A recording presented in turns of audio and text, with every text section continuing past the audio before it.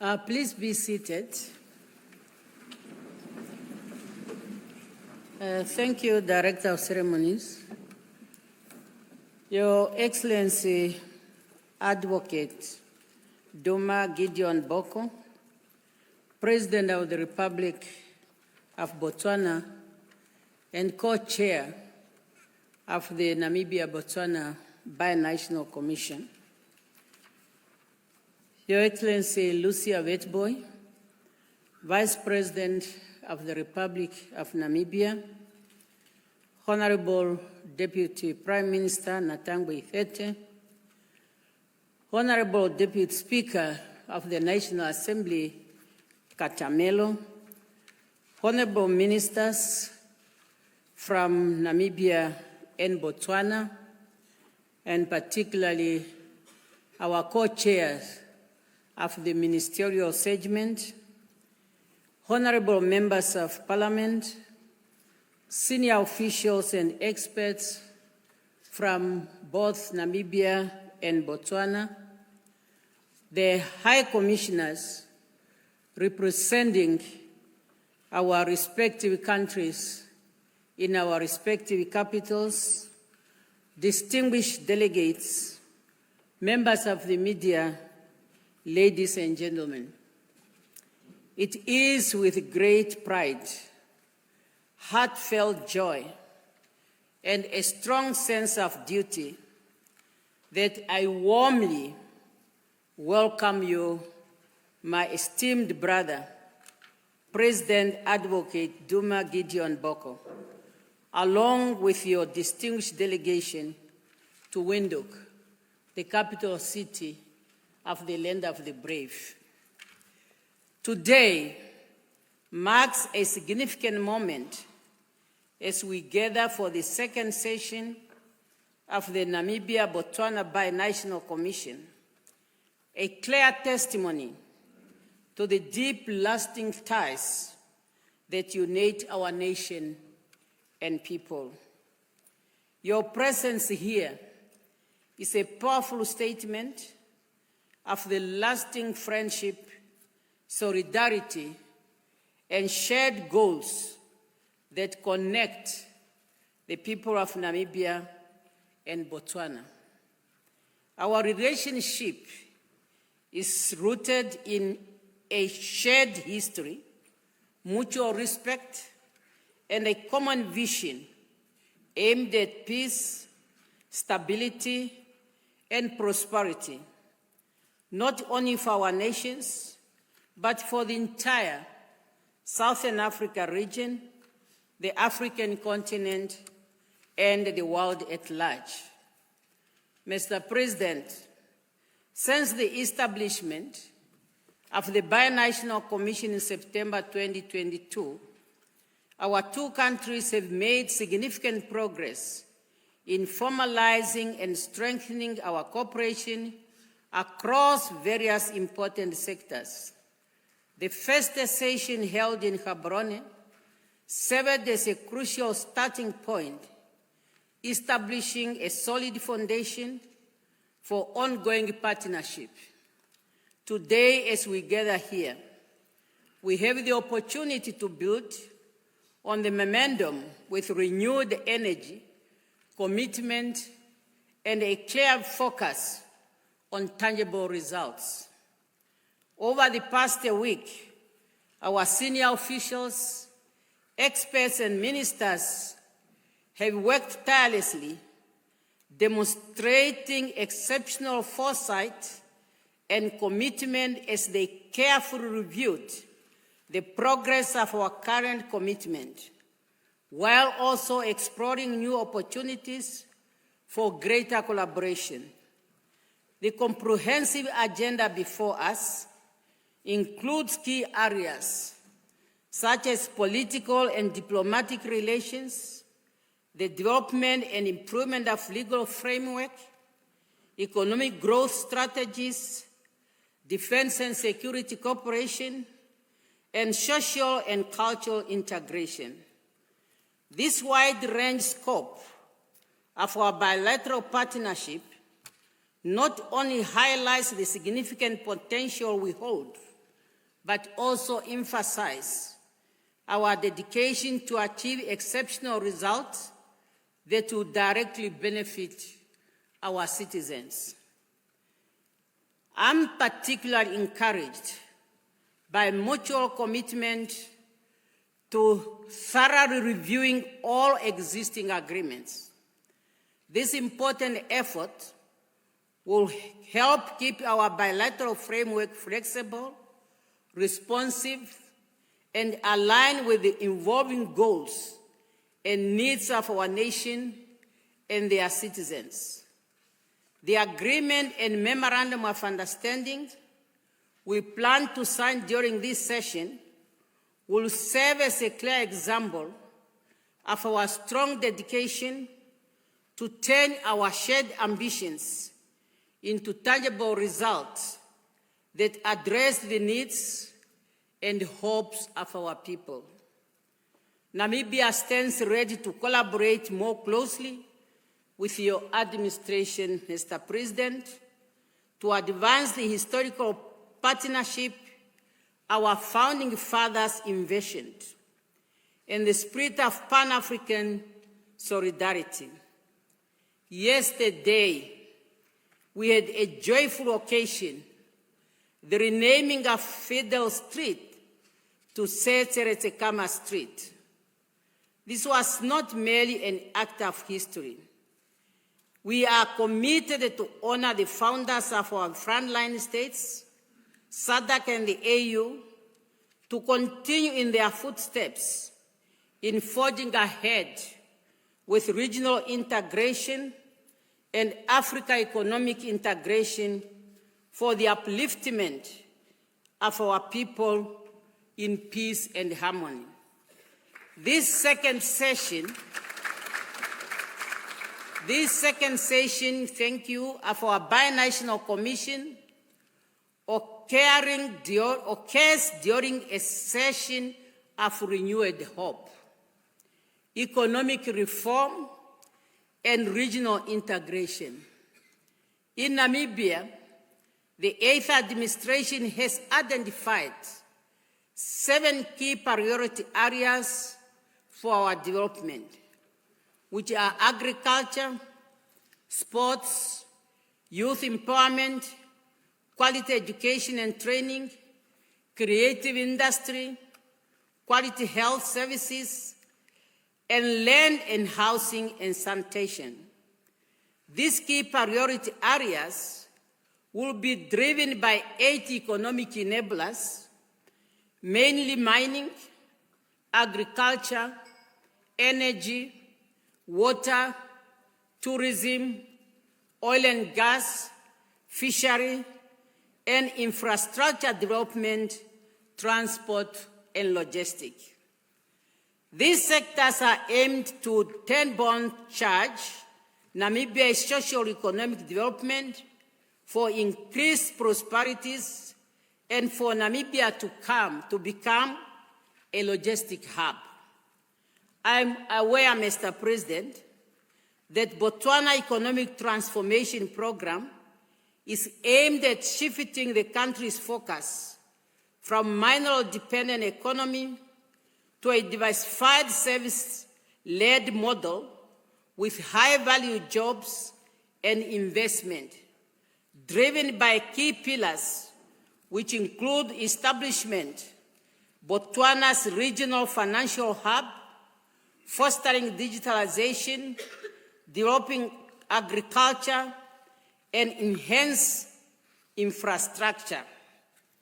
I mention this as a context for our shared ambition and to demonstrate that the thought process in Windhoek and Gaborone are not far from each other. Mr. President, today's discussion should inter alia be driven by a fundamental question: how can Namibia and Botswana convert our robust political relation to tangible, impactful economic growth and sustainable development for the socio-economic well-being of our people.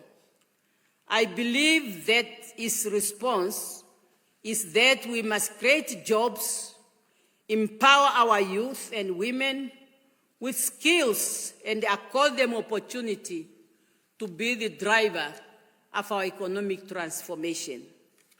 Since the inaugural Binational Commission held in 2022, Namibia and Botswana have achieved significant milestones in implementing the decisions adopted then.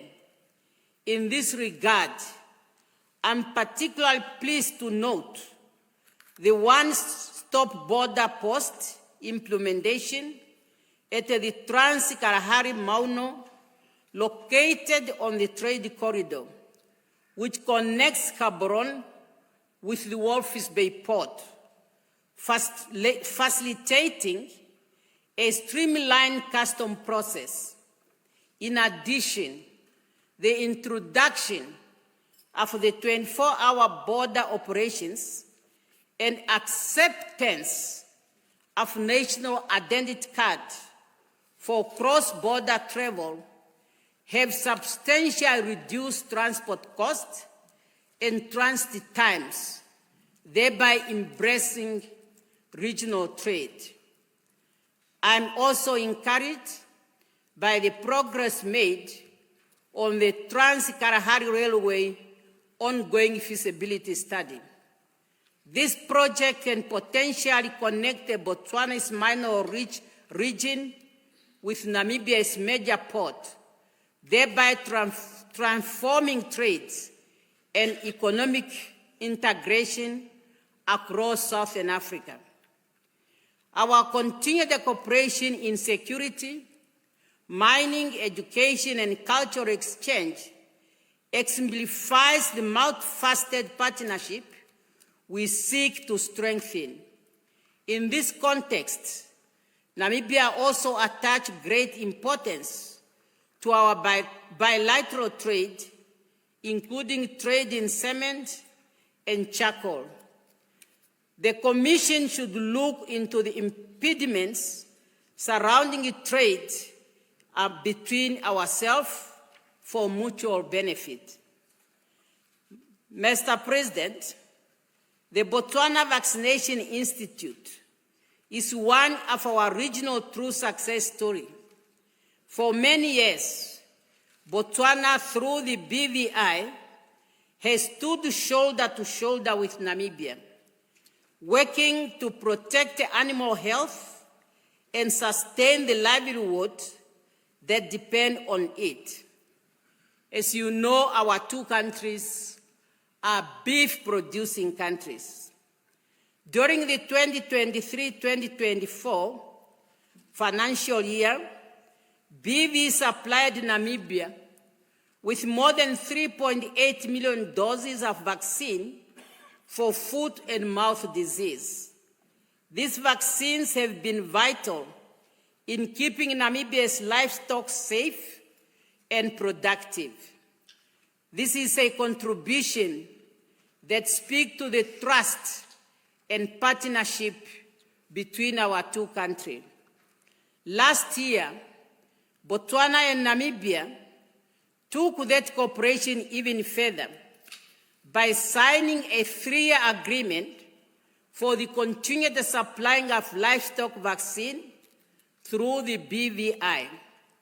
I'm pleased to note that the first delivery was made in February 2025.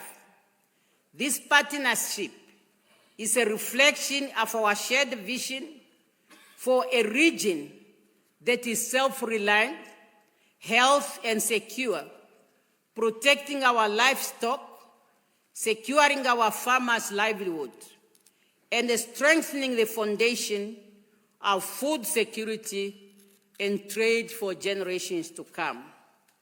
This achievement exemplifies our shared commitment to regional integration, economic development, and people-to-people exchange as envisioned in the Southern Africa Development community, strategies for industrialization, and economic diversification agenda.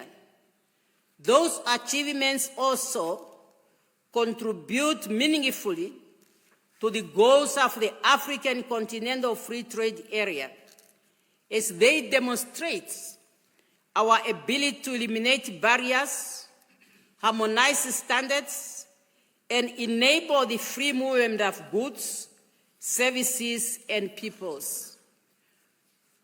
Mr. President, distinguished delegates, our collaboration extends beyond bilateral issues to regional, continental, and global matters.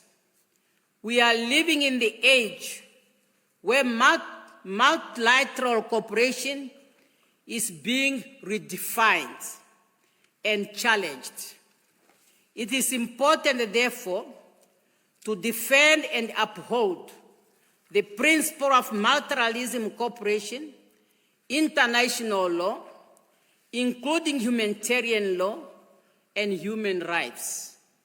Namibia and Botswana have always stood firm on those, and this is the time to remain steadfast. Namibia and Botswana share a common position on peace, democracy, and multilateral diplomacy. As global conversation intensify on much-needed reform of the United Nations, the global financial architecture, and the global trade rules, we must continue to advocate for those reforms to be more inclusive, equitable, and reflective of the voices of developing countries, or to say, the global South.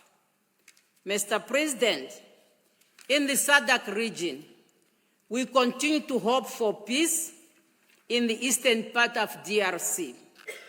In Sudan, we long for silence of guns, and in Western Sahara, we call for the holding of the UN referendum. Namibia's history is one of untold suffering, marked by genocide and apartheid colonialism. It is our painful history that compels us to speak out, not out of bitterness, but conviction of the power of international solidarity for human dignity. As we meet today, the people of Palestine, including in Gaza, remain in a prolonged suffering without basic supplies. The UN has declared a genocide in Gaza. We are cautiously optimistic about the latest development. Now is the moment to move the call for a two-state solution in accordance with the various UN resolutions put forward in order to bring about sustainable peace to the people of Palestine. We call for an end to illegal sanctions on our sister neighboring country, Zimbabwe. In addition, we continue to call for an end to the continued illegal economic, financial, and commercial embargo imposed on the friendly people of Cuba and removing her from the list of states sponsoring terrorism. In the course of this week, and I'm happy I'm saying this in the presence of our Deputy Speaker, our Parliament has passed a motion to support the people of Cuba and call for the lifting of economic embargo on that particular country. Namibia is also concerned about the emerging threats against Venezuela and call for the removal of sanctions and threats against that country. Mr. President, this year, 2025, marks the 30th anniversary of the Beijing Declaration. I'm always proud to talk about Beijing, as I have served at this conference as the Rapporteur General. And it also is also a Jubilee anniversary of the UN Security Council Resolution 3025, a resolution that was moved by Namibia to be discussed in the Security Council. At the core of this resolution is the commitment to enhance inclusivity in peacemaking and peace building, to make the voice of women heard in pursuit for peace and development. Advancing the Women, Peace and Security agenda, Namibia, in collaboration with the AU Commission, is hosting a two-day conference this month from the 16th to the 17th here in Windhoek. It is my hope that Botswana will be represented. The SADC Secretariat is also expected to attend. Mr. President, on a lighter note, but very, very important, on behalf of the government and the people of Namibia, I extend hearty congratulations to the Republic of Botswana on your historic gold medal victory in the men's 4x400 meter relay at the 2025 World Athletics Championship in Tokyo. This remarkable achievement has brought pride to your nation and to us as Africans. It is an inspiring testimony for excellence for African sports people on the world stage. As I conclude, Mr. Speaker, now I'm back in Parliament. I'm missing it.